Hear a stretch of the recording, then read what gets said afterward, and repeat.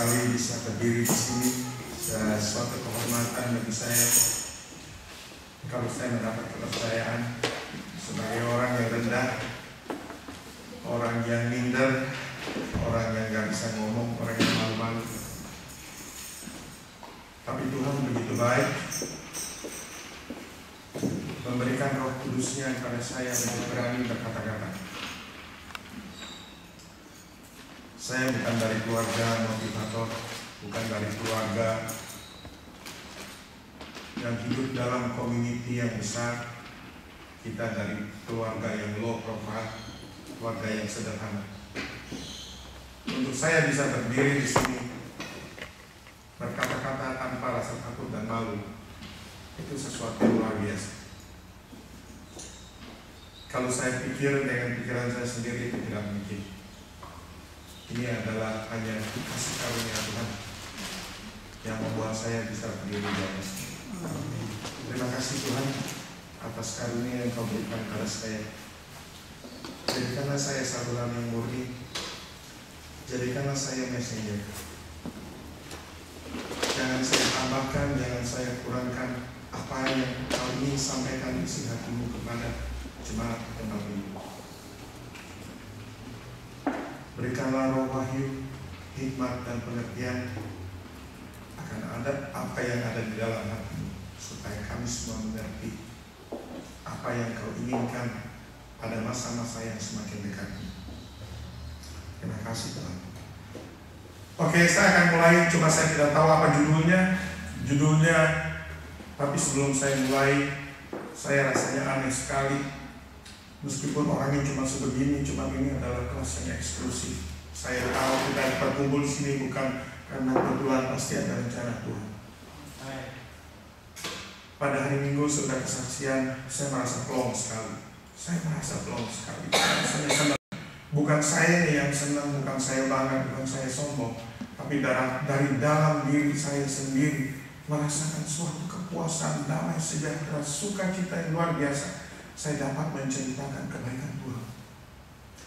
Dan hari Senin sudah pulang kerja, bingo, Iwan kirim SMS, Om sharing minggu depan. Saya bilang, saya tidak langsung jawab. Saya tanya Tuhan, apa ini Tuhan? Apa saya harus sharing? Apa ini waktunya saya? Saya tunggu beberapa jam, kemudian setelah saya sampai di rumah, saya balas oke. Saya tidak tahu kenapa saya jawab oke. Bisa saya dalam hati kecil saya mengatakan nggak usah lah. Tapi nggak tahu kenapa saya mempunyai suatu semangat yang ingin menyampaikan sesuatu. Begitu saya tanya Tuhan mengatakan kerjakan. Dan saya masih dalam tahap belajar untuk taat dan setia apa yang Tuhan ingin saya kerjakan. Saya tidak meminta Tuhan apa yang Tuhan dapat kerjakan pada saya, tapi saya selalu bertanya, Tuhan, apa yang saya dapat kerjakan untuk Engkau. Dan singkat cerita, sampai hari Kamis saya nggak dapat bahan. Tapi dari Facebooknya Nur, saya dapat sekali banyak bahan. Dapat kiriman dari kawan-kawan saya dari Amerika, dari Singapura.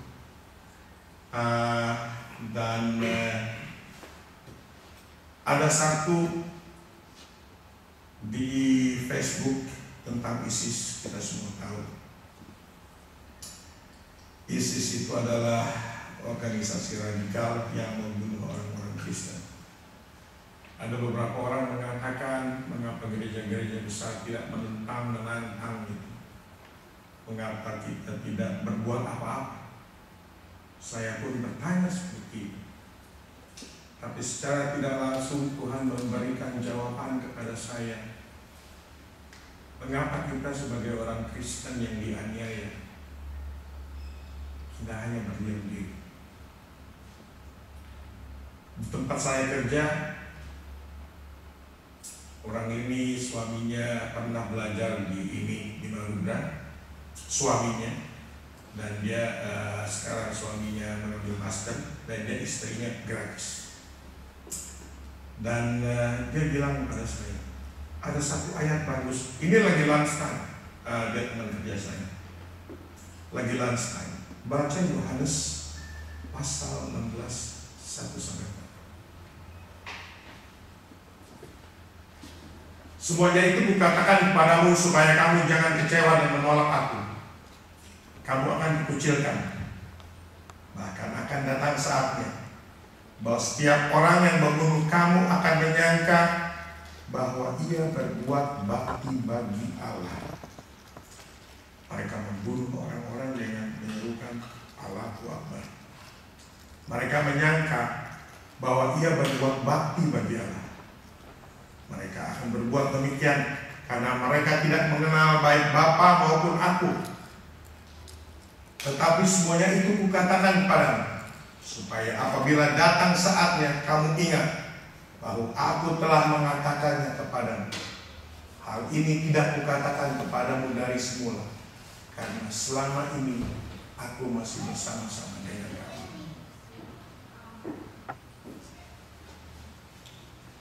Tuhan sudah mengatakannya sebelum ini terjadi. Mereka membunuh atas nama Tuhan Allah mereka. Dan Tuhan Yesus sudah mengatakan 2000 tahun yang lalu. Jadi sekarang kalau hal ini terjadi, seperti di daerah Timur Tengah, banyak sekali orang-orang Kristen yang dibunuh oleh saudara sepupu kita. Mereka mempertahankan kepercayaannya, kekristenannya, dan mereka harus mengorbankan nyawanya. Kalau mereka ingin beribadah bukan saja di Timur Tengah, tapi di Indonesia, mereka mengalami kesukaran untuk memuji dan menyembah Tuhan Allah kita. Dapatkah kita bayangkan betapa beruntungnya kita di sini?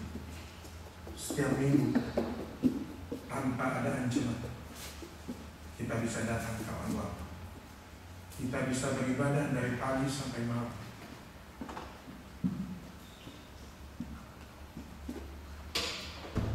Dan di dalam Wahyu, kitab Wahyu pasal 16 ayat 16, ini ada sesuatu yang menarik. Lalu ia mengumpulkan mereka di tempat yang dalam bahasa Ibrani disebut Harmageddon. Tempat ini sudah saya Google, itu ada di daerah Israel. Itu dalam bahasa Hebrew-nya adalah Har Megiddo. Har Megiddo itu artinya Mount of Megiddo.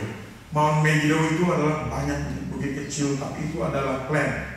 Sebuah valley yang datar, yang besar sekali, banyak sekali daerah berbukit-bukit.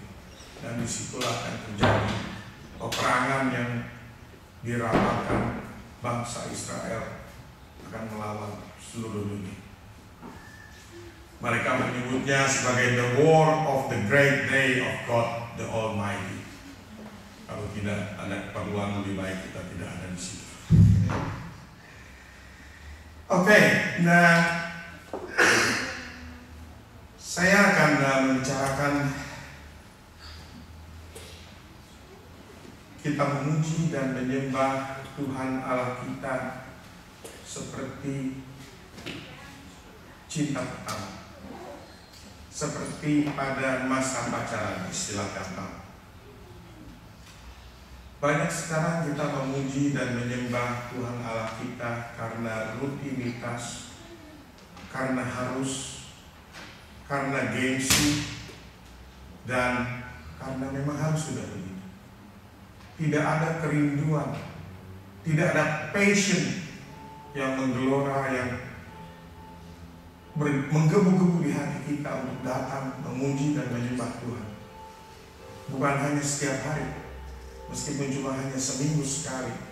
Kalau kita ingin pergi ke gereja, ingin bertemu Bapa kita, selalu ada perasaan atau ada alasan yang kita pakai untuk tidak pergi ke gereja. Dan Tuhan mengatakan seperti Pak Ruben Nadi Abraham katakan beberapa minggu yang lalu, Susan Hattie mendapatkan mimpi. Mimpinya itu adalah Yesus kecewa bahwa mempelainya tidak mempunyai cinta yang pertama lagi. Jubahnya banyak noda. Dan itu yang selalu ada di pikiran saya dalam beberapa minggu ini. Saya gak tahu kenapa selalu ada Injil Yohanes dan selalu segala sesuatunya itu dari Perjanjian Baru yang selalu keluar di dalam pikiran saya. Dan kita selalu mengatakan persembahan apa yang benar yang kami ingin bawa untuk Tuhan Allah kita. Persembahan macam apa yang akan berkenan di hati Bapa kita. Dan di dalam Roma pasal 12 ayat 1 itu adalah nasihat untuk hidup dalam kasih dan persembahan yang benar.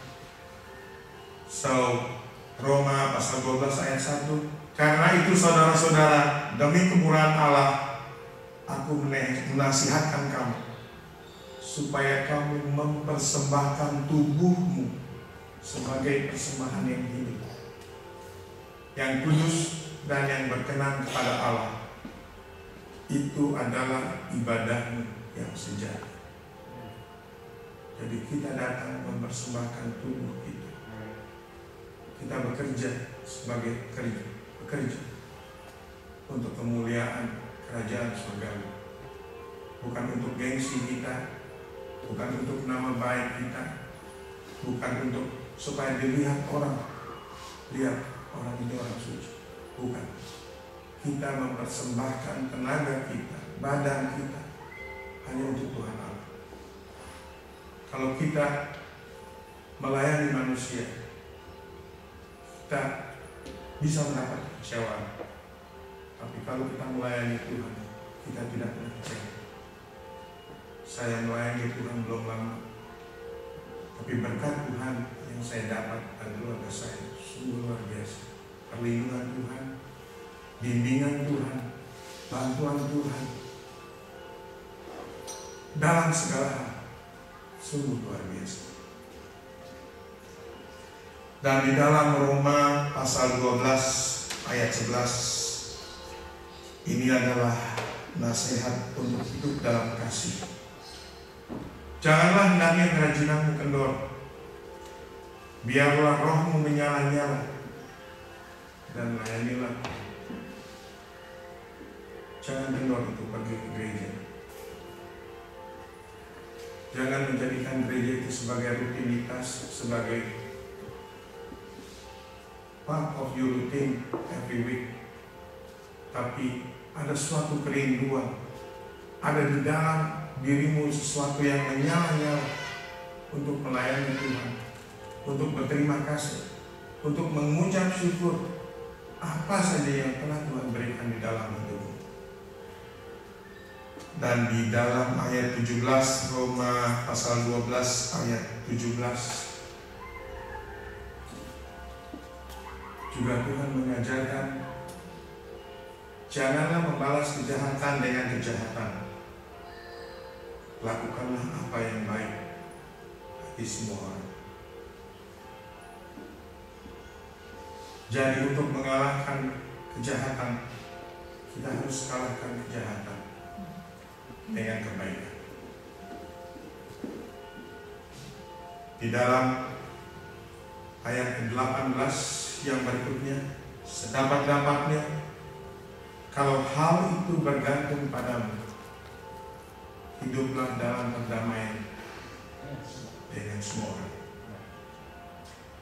Jadi saya teringat kembali akan kesaksian saya minggu lalu, bagaimana supervisor yang masih muda itu baru mempunyai anak, hanya satu income, dia mempunyai security issue.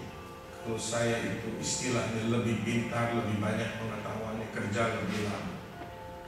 Dia tuh banyak nggak tahunya, tapi dia diangkat sebagai supervisor. Tidak ada iri hati di hati saya. Saya bisa menjatuhkan dia kalau saya mau. Tapi dari dalam saya mengatakan, bantu dia, hiduplah dengan perdamaian dengan orang itu. Bantu dia. Saya bantu dia. Itu di luar dari kebiasaan saya, di luar dari kedagingan saya. Saya kerjakan. Gak tahu kenapa saya kerjakan. Tapi sesudah saya kerjakan, saya mendapat suatu sukacita yang luar biasa. Saya merasakan suatu kemenangan. Bukan kemenangan dari kedagingan, tapi dari dalam saya melonjak begitu senangnya, begitu bersukacita. Saya merasakan kedamaian, merasakan kemenangan yang luar biasa yang saya belum pernah rasakan. Dan itulah di dalam Amsal pasal 16 ayat 7. Kalau jalan orang itu berkenan di mata Tuhan, musuh orang itu pun akan didamaikan. Dan Amsal itu berbicara pada saya. Dan kitab suci itu memang benar adalah firman Tuhan yang hidup. Dan itu sudah dibuktikan dalam perjanjian.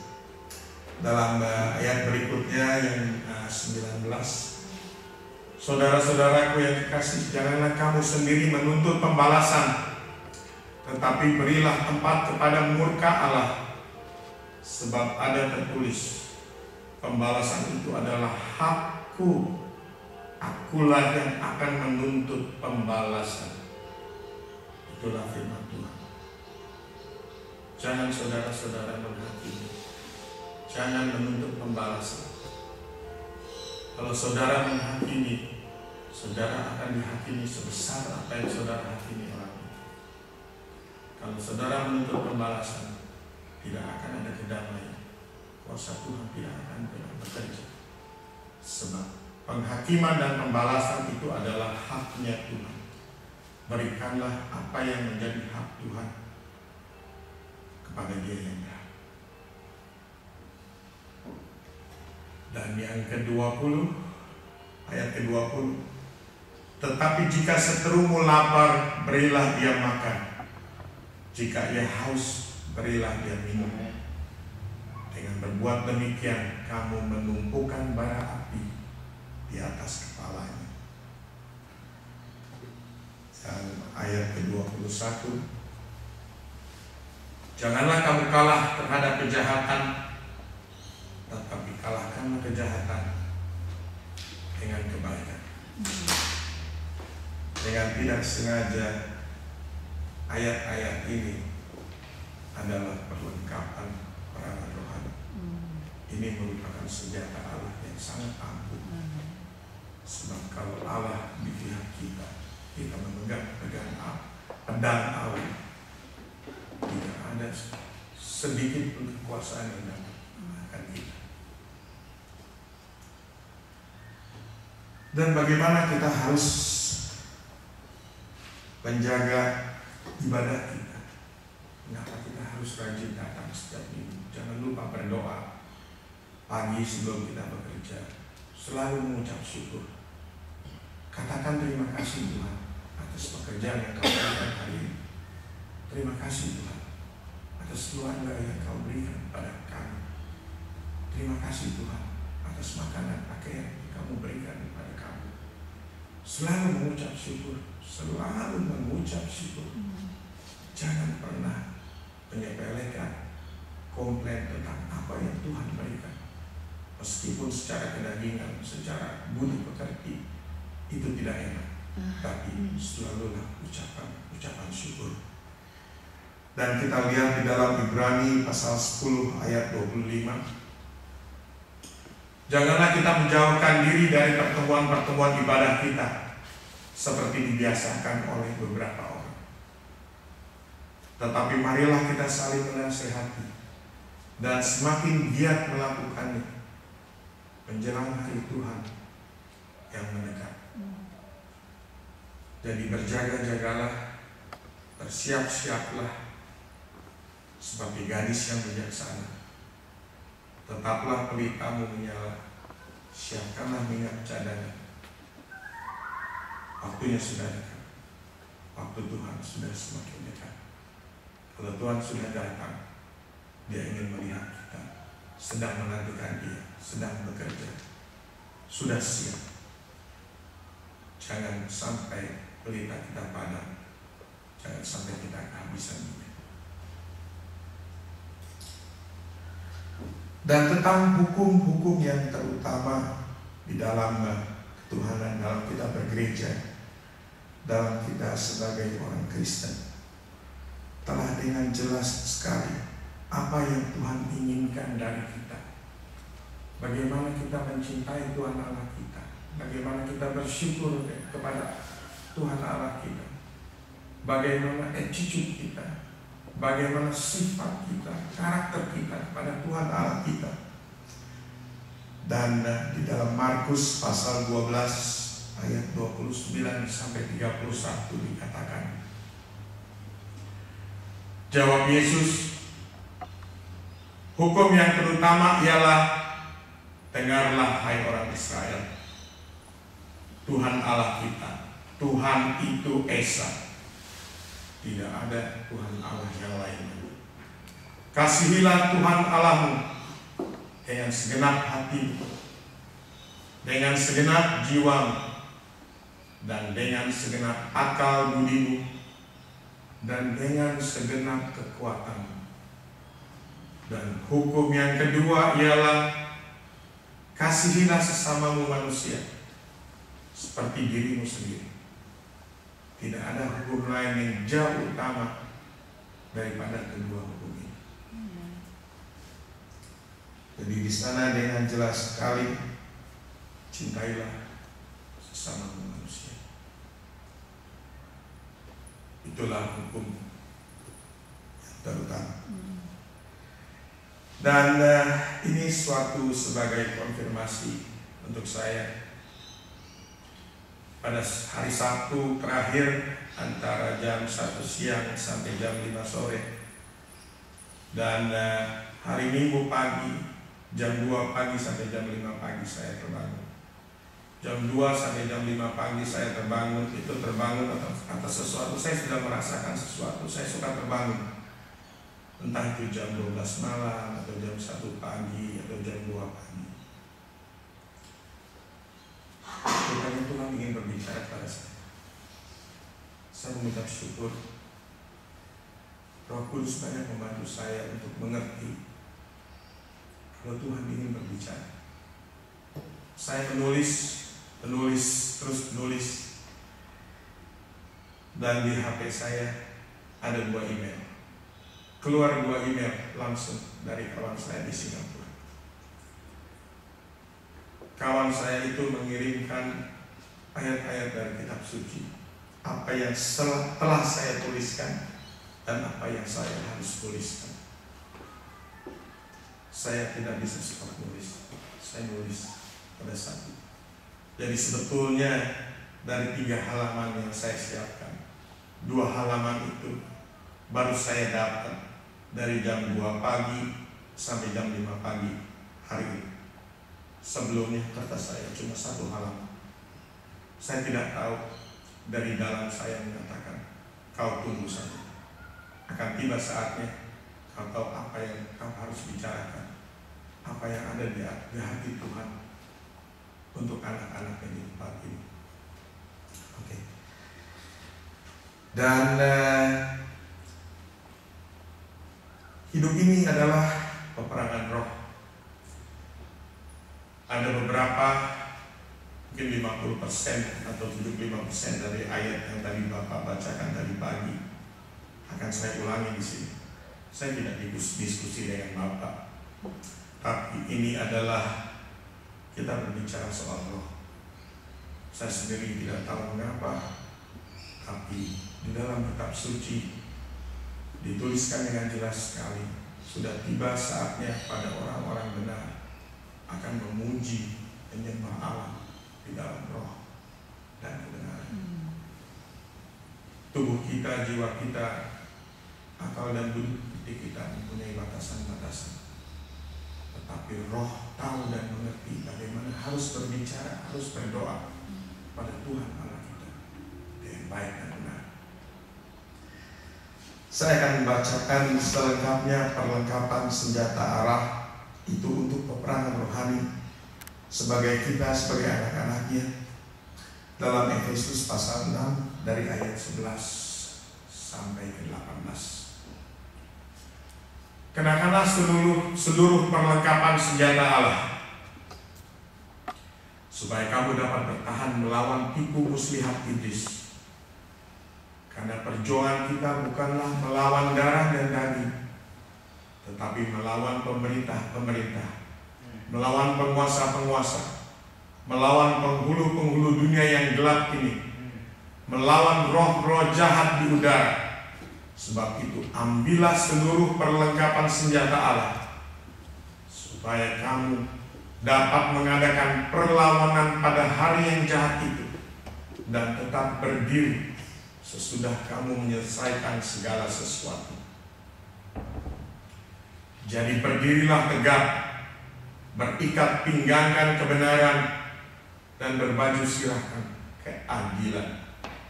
Kakimu berkasutkan kerelaan untuk memberitakan Injil damai sejahtera.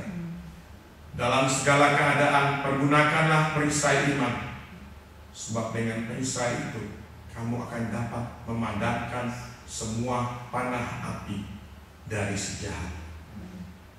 Dan terimalah ketopang keselamatan dan pedang roh, yaitu firman Allah. Dalam segala doa dan permohonan, berdoalah setiap waktu di dalam roh, dan berjaga-jagalah di dalam doamu itu dengan permohonan yang tak putus-putusnya untuk segala orang kudus. Tuhan sudah mengajarkan kita, mengatakan, inilah perlengkapan engkau untuk melawan penguasa-penguasa gelap, penguasa-penguasa di udara, melawan roh-roh jahat, melawan iblis. Ini adalah perlengkapan perang kita. Perlengkapan perang yang kalau dalam darah dan daging dan orang duniawi dikatakan ini sesuatu yang abstrak. Tapi kita bukan melawan perang secara duniawi. Kita perang melawan roh. Banyak gereja-gereja yang kalau kita mengatakan kita melawan roh, kita berbahasa roh, nggak usah seperti itu. Kita biasa-biasa. Saya banyak berdiskusi dengan orang yang mempunyai kepercayaan Tuhan yang sama, kita mempunyai Alkitab yang sama. Tapi kita memuji, menyembah, dan kita mengadakan ibadah kita berbeda dengan mereka. Mereka mengadakan dengan sesuatu yang menurut saya adalah rutinitas. Mereka hanya datang, duduk, sesudah itu mereka pulang. Kalau kita tanyakan mereka, kamu dapat apa? Ya dapat apa ya? Ya ibadah aja. Ya memangnya sudah harus seperti ini. Tidak ada passion, tidak ada ambisi, tidak ada api Roh Kudus, tidak ada sesuatu yang menyala-nyala, tidak ada suatu cinta yang dapat diberikan pada Tuhan Allah kita. Semuanya suam-suamku. Oke, yang berikutnya ini yang tadi pernah Bapak sharing juga tentang roh. Kita banyak membicarakan tentang roh, yaitu di dalam Roma pasal 8 ayat 26. Demikian juga roh membantu kita dalam kelemahan kita, sebab kita tidak tahu bagaimana sebenarnya harus berdoa, tetapi roh sendiri berdoa untuk kita kepada Allah dengan keluhan-keluhan yang tidak terucapkan. Dan di dalam bahasa Indonesia itu keluhan, tetapi dalam bahasa Inggrisnya adalah groaning, seperti Bapak katakan, bahwa kalau seandainya kita lagi susah, kita komplain, kita ada persoalan, kita ada masalah, bagaimana sekarang? Kita tidak dapat mengatakan. Dan sebenarnya di dalam bahasa Inggris diterjemahkan sebagai groaning, sebagai sesuatu dari dalam yang keluar, yang mengatakan aku tidak bisa keluar sebab sudah saking nyumpel. Dan kalau kita bisa berbahasa roh, atau kita ada Roh Kudus dalam kita, Roh Kuduslah yang akan membantu kita dengan kata-kata yang tidak terucapkan. dengan sesuatu hal yang rahasia yang diutarakan pada Tuhan.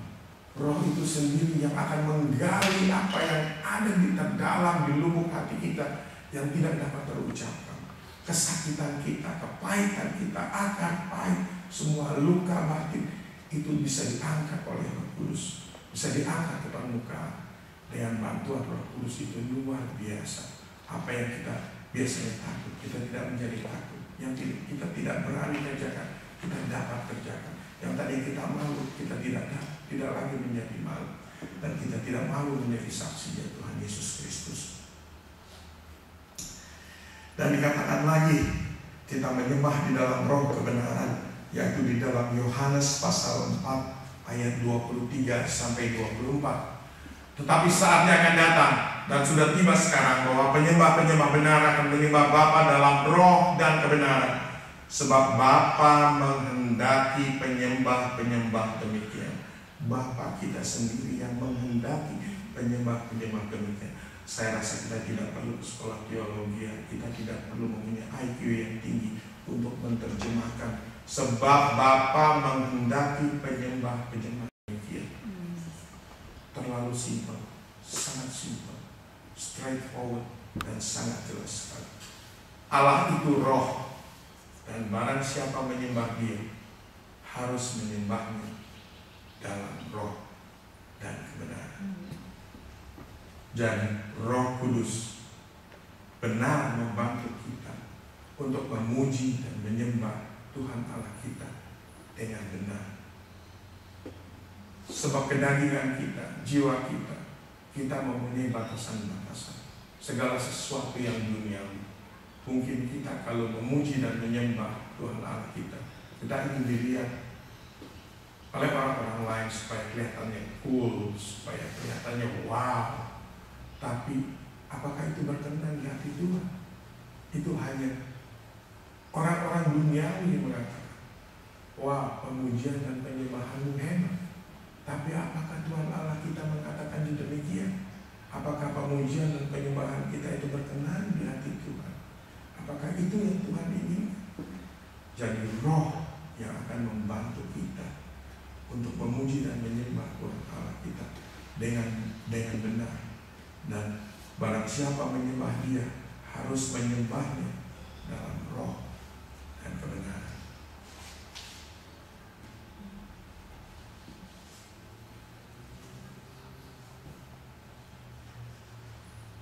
Dalam Yohanes pasal 7 ayat 38 dan 39. Ini luar biasa sekali.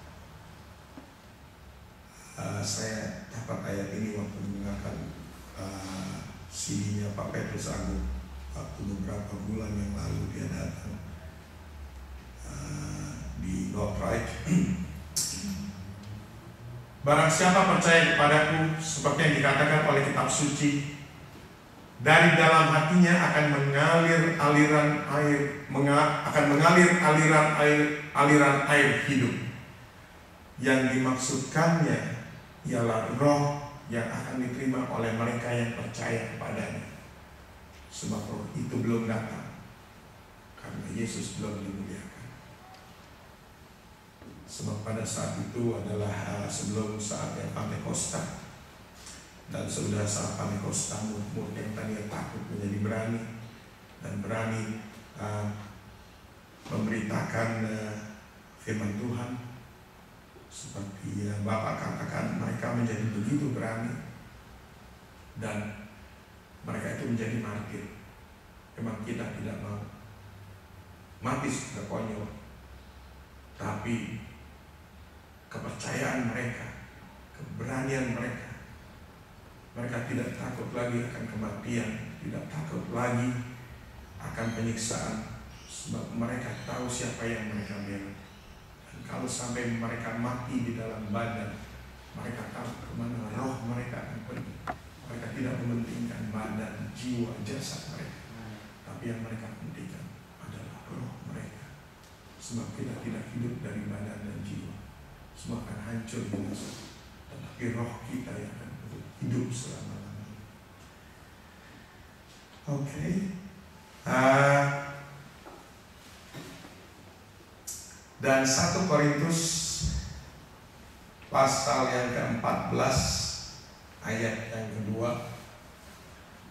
Siapa yang berkata-kata dengan bahasa roh tidak berkata-kata kepada manusia, tetapi kepada Allah. Jadi kalau kita berbahasa roh, kita tidak saling menyapa sesama kita, tapi roh kita berkomunikasi dengan Tuhan Allah kita. Kita mempunyai limitation, kita mempunyai batasan, tetapi roh kita yang memimpin kita. Bagaimana kita berkomunikasi dengan Allah Bapa kita dengan benar, bagaimana kita berkata-kata kepada Tuhan Allah kita dengan baik dan benar. Sama seperti kalau kita dalam istilah kekomputeran, kita mempunyai istilah, kita mempunyai jargon yang tidak umum dengan sopir kurier, dengan sopir taksi, atau saya kerja di tempat ayam. Kalau saya katakan 4 degree Celsius, August start, crossing down, semua bingung apa itu, kita nggak ngerti. Jadi dengan roh kita yang berbicara pada Tuhan dengan bahasa yang dimengerti. Oke, dan kita lihat lagi ayat yang keempat.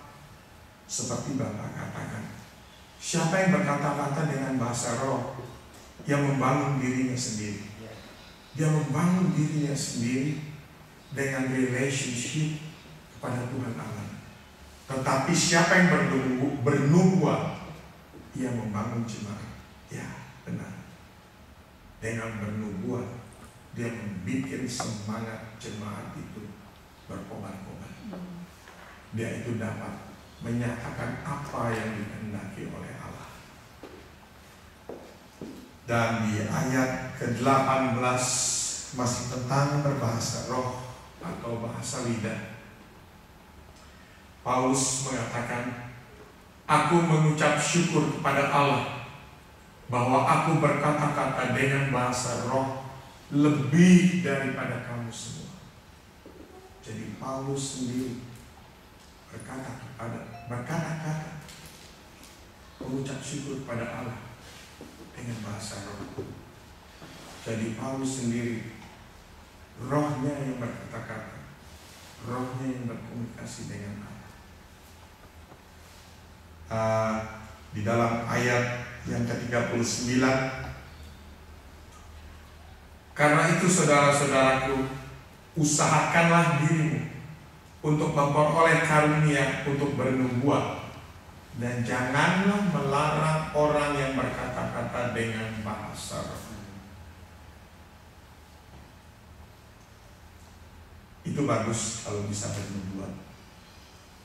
Tapi seperti yang pertama-tama itu adalah bahasa lidah. Itu adalah orang yang ingin membangun dirinya sendiri dengan Tuhan. Dan jangan kita melarang orang yang berkata-kata dengan bahasa roh.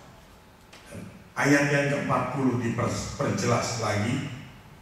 Tetapi segala sesuatu harus berlangsung dengan sopan dan teratur.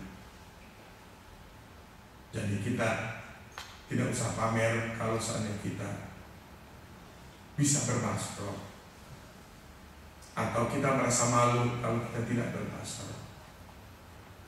Tuhan melihat hati, Tuhan melihat kerinduan. Minta sama Tuhan. Seperti Bapak katakan tadi pagi, kalau engkau mempunyai kerinduan, minta kepada Tuhan Allah. Minta terus. Tuhan Allah melihat hati. Kalau hatimu benar-benar lapar dan haus, rindu, Tuhan akan menjamah. Roh Kudus akan melawat kehidupan.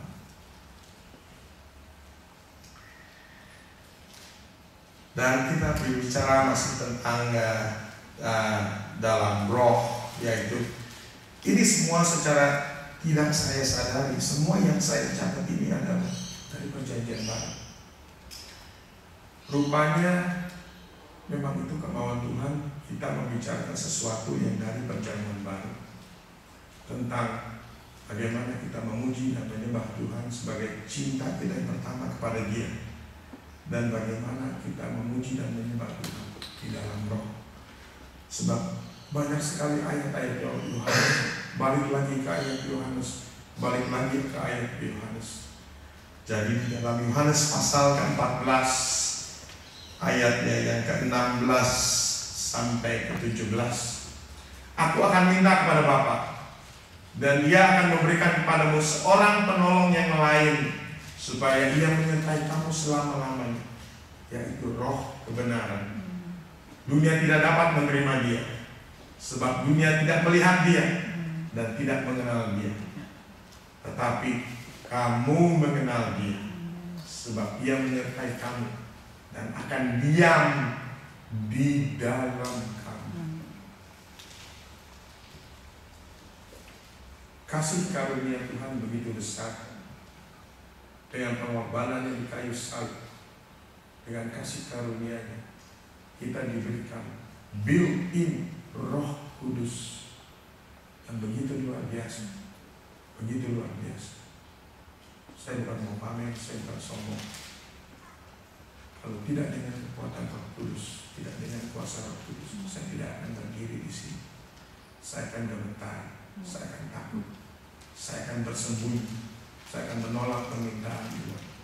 Tetapi oleh karena hanya Roh Kudus, saya merasa begitu terhormat dapat berdiri di sini. Meskipun hanya dengan beberapa orang, tapi orang-orang ini adalah orang-orang pilihan Tuhan. Saya berdiri di depan Anda, sama juga saya berdiri di depan 10.000 orang. Saya merasa privilege, saya merasa dihormati sekali, saya merasa berterima kasih sekali.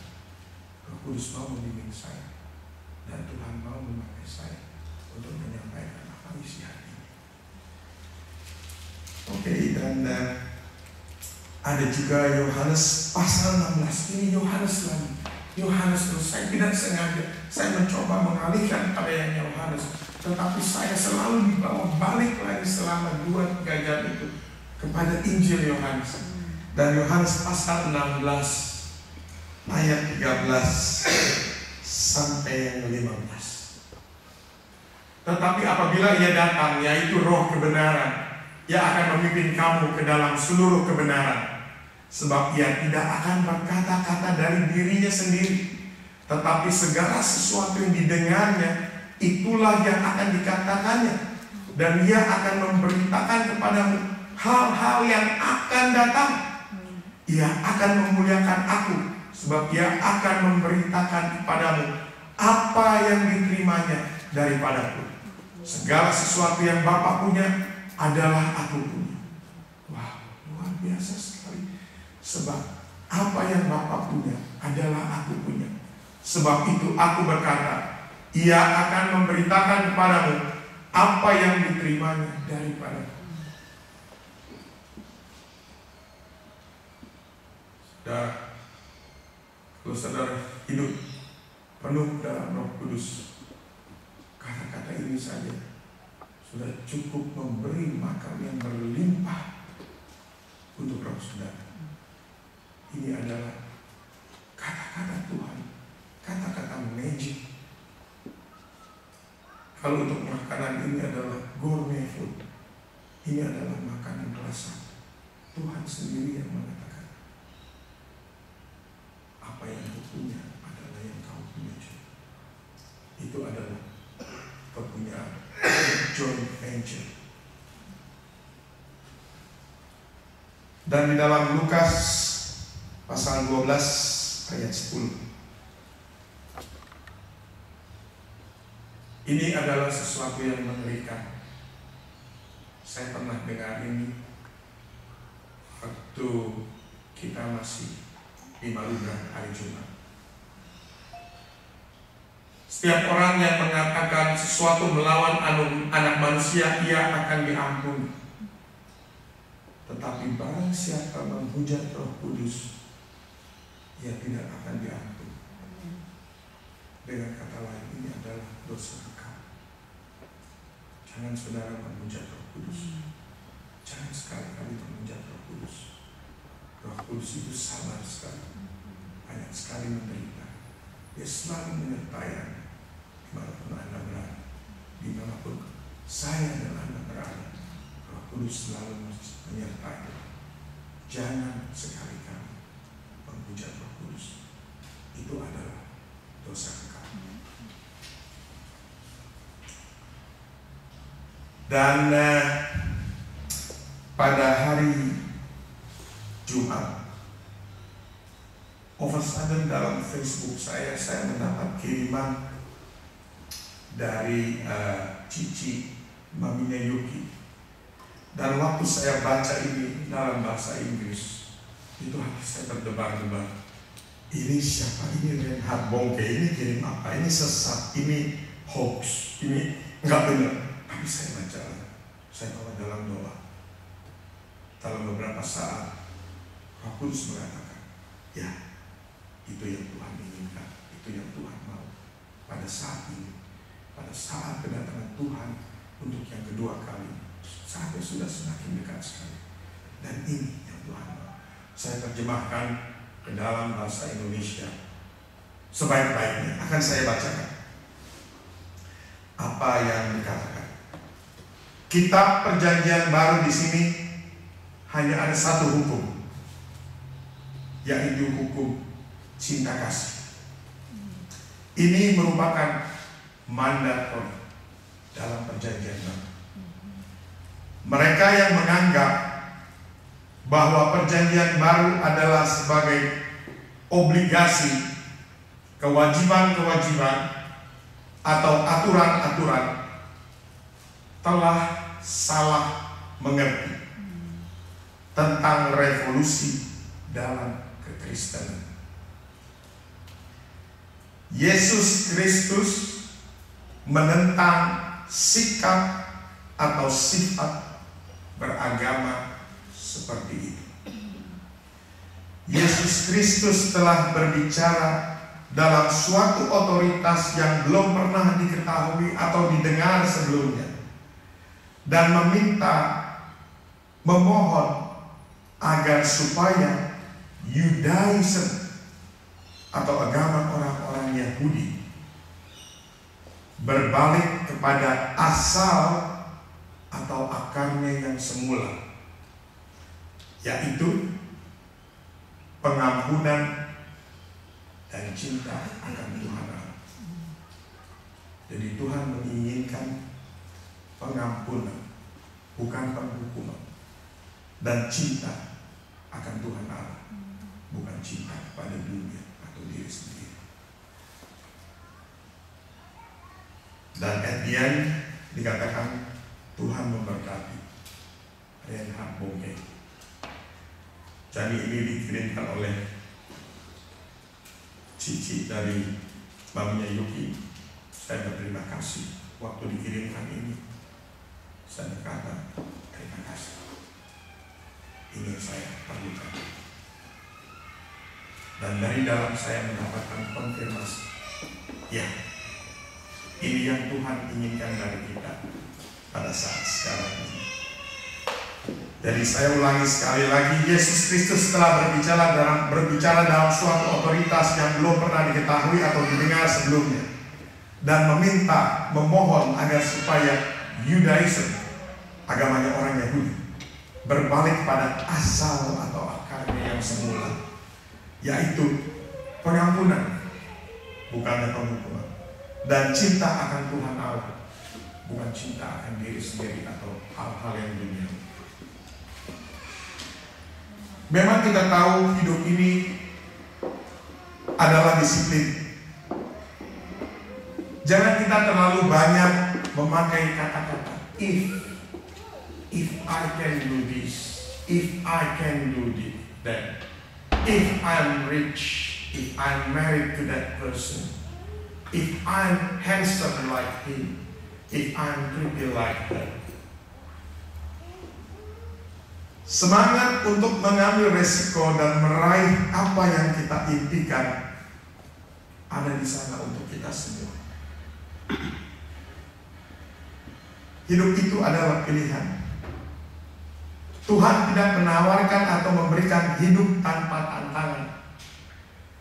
tetapi Tuhan memberikan kasih karunia-Nya kepada mereka, siapa saja yang mempunyai keberanian untuk menjelajahi kehidupan ini. Tuhan memberikan kasih karunia-Nya kepada siapa saja yang mempunyai courage dalam kehidupan ini. Courage itu kalau kita terjemahkan itu adalah brave, keberanian, semangat. Dan kepada siapa saja yang mempunyai keberanian, mempunyai semangat dalam hidupnya, Tuhan akan memberikan kasih karunia. Seperti dalam 2 Timotius 1 ayat 7 dikatakan, sebab Allah memberikan kepada kita bukan roh ketakutan, melainkan roh yang membangkitkan kekuatan, kasih, dan ketertiban. Saya akan bicara ketertiban pada kesempatan yang akan datang. Banyak ketertiban yang harus kita jalankan.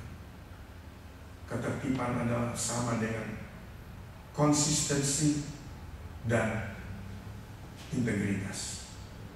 Kita sebagai anak-anak Tuhan, kita sebagai hamba-hamba Tuhan. Saya akan bacakan sesuatu email, sepertinya ini adalah tidak lama lagi, seperti poem, tapi ini cukup bagus.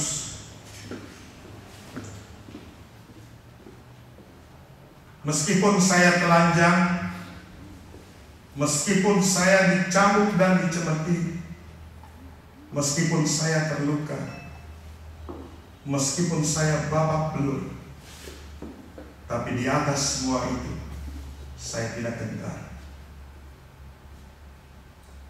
Saya berkata,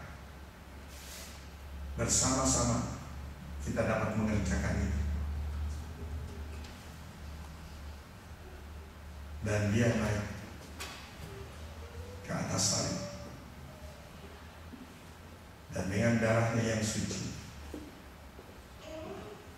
kita dapat diselamatkan dari kematian dan diberikan kehidupan yang baru. Kalau kita mengatakan ya, bersama-sama kita dapat mengerjakannya sampai hari kedatangan Tuhan Yesus yang kedua kali. Dalam Yohanes pasal 15 ayat 13 sampai 17,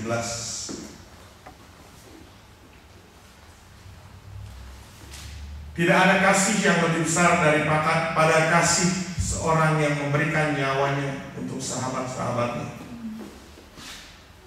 Kamu adalah sahabatku jikalau kamu berbuat apa yang kuperintahkan kepadamu. Aku tidak menyebut kamu lagi hamba, sebab hamba tidak tahu apa yang diperbuat oleh Tuhan.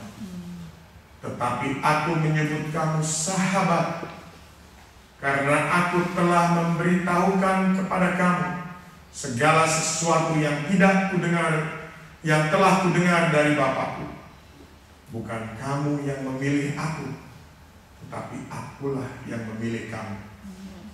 Dan aku telah menetapkan kamu supaya kamu pergi dan menghasilkan buah, dan buahmu itu tetap, supaya apa yang kamu minta kepada Bapa dalam namaku diberikannya kepadamu.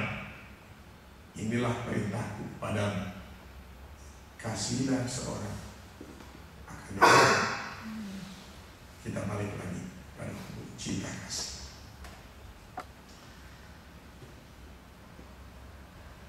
Saya akan membacakan Ibrani pasal 3 dari ayat 7 sampai 19. Sebab itu seperti yang dikatakan Roh Kudus, pada hari ini jika kamu mendengar suaranya, janganlah keraskan hatimu seperti dalam kegeraman pada waktu pencobaan di padang gurun, di mana nenek moyangmu mencobai aku dengan jalan menguji aku. Sekalipun mereka melihat perbuatan-perbuatanku 40 tahun lamanya.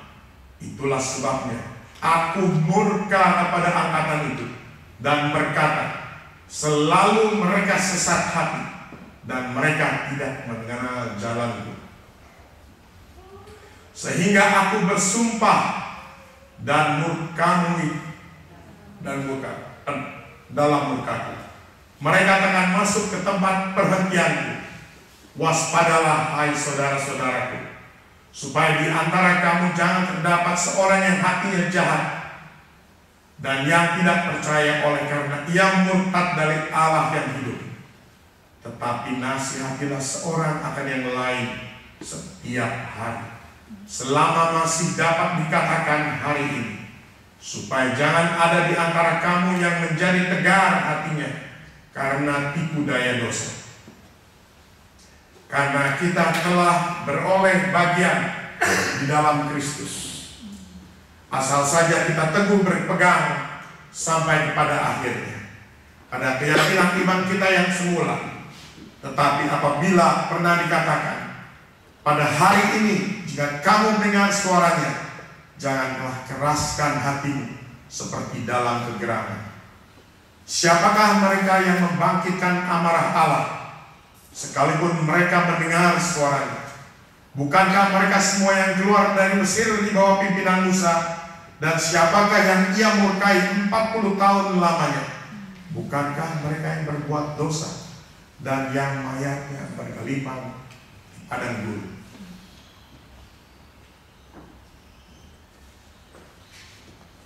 Jangan sampai murka Tuhan jatuh di atas kita. Itu doa saya, itu pengharapan saya. Itu yang kita paling takut. Murka Allah, hukuman Allah. Dan yang terakhir, saya akan bacakan 1 Korintus 2 ayat 9. Tetapi seperti ada tertulis, apa yang tidak pernah dilihat oleh mata dan tidak pernah didengar oleh telinga dan yang tidak pernah timbul di dalam hati manusia, semua yang disediakan Allah untuk mereka yang mengasihi. Terima kasih Tuhan, saya telah menyampaikan apa yang saya sampaikan. Ini isi hatimu kepada jemaat, pada hamba-hamba, pada anak-anak. Terima kasih.